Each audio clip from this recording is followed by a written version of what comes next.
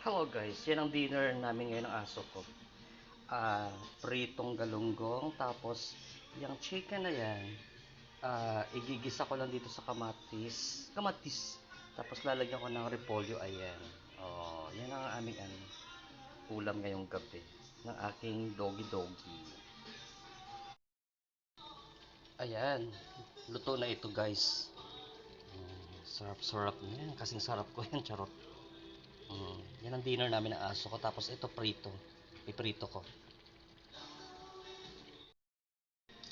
Yeah, finished product. Sarap-sarap. Oh, kasi sarap po day.